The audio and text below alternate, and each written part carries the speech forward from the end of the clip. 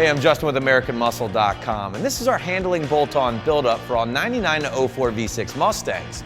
Now, it's no secret from the factory, these new Edge V6s weren't exactly set up to succeed as far as handling is concerned. Case in point, Ford didn't even equip these cars with a rear sway bar.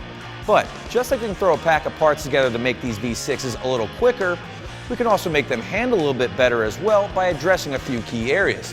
And that's exactly what we did in our 2000 V6 behind me. I'm going to walk you through a few of the parts we installed today, then get our car out of the shop and onto the streets so we can see how they perform. One of the big things that come to mind when you think suspension build is a set of aftermarket lowering springs. And it should be, because as far as bang for your buck is concerned, nothing will help your car handle and look better than a set of aftermarket springs. Now, we went with a set of these Eibach Pro Kit lowering springs, which is going to reduce our body roll, help the car feel more planted, and aesthetically helped out our stance by getting rid of that ugly wheel gap. Now, these springs lowered our V6 an inch and a half or so on all four corners.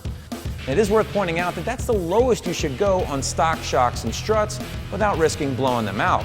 Now, since our shocks and struts are in great shape here in our 2000, we decided to forego the aftermarket option. Moving on to another area of the car that we already mentioned needed some help, I'm referring to our sway bar situation, or in this case, lack thereof. We installed Eibach's anti-roll sway bar kit. Now, Eibach's a company that knows how to make a car handle. Now, I'm not going to lie, in stock form, our V6 is a pig in turns and is an understeer nightmare. But by adding a 24mm rear sway bar and by upgrading our stock 25mm front sway bar to a 35mm option, we're going to get rid of a lot of that understeer and actually help the car handle a lot flatter in turns, ultimately giving the driver much more confidence behind the wheel. Up front, we're looking at a couple products, the first of which are these QA1 caster camber plates. Now, these are going to give us the added adjustability to help get our V6's alignment back in the spec after we've lowered it. Now, in the right hands with the right knowledge, a properly set up alignment can be beneficial to your handling. But just keep in mind, it's a fine line between great handling and rapidly destroying your tires, so just check with your local alignment shop to find out what works best for you and your driving style. The final piece is equal parts bling and function. I'm talking about this SR Performance strut tower brace that we have laid into place before it gets installed just to finish up our handling pack. Now, that bling comes from the bright chrome finish, of course, which I have to admit looks great under the hood. And that's just the start. Now, since this bar utilizes bracing at both the strut towers and at the firewall, it's going to really help in firming up our front end and reducing our chassis flex, and it should fit nicely into anyone's budget.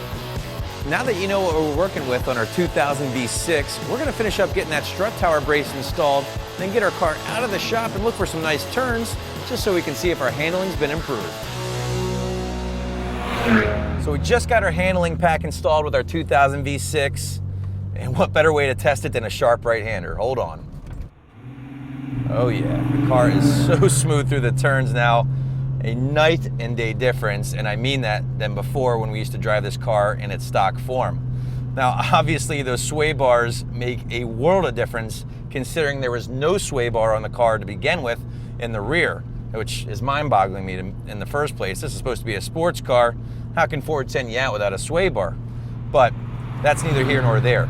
The important thing is we have the sway bars on, the car is firm, the car is planted, the springs have really brought our center of gravity down, which has really tightened up the overall feel of the car.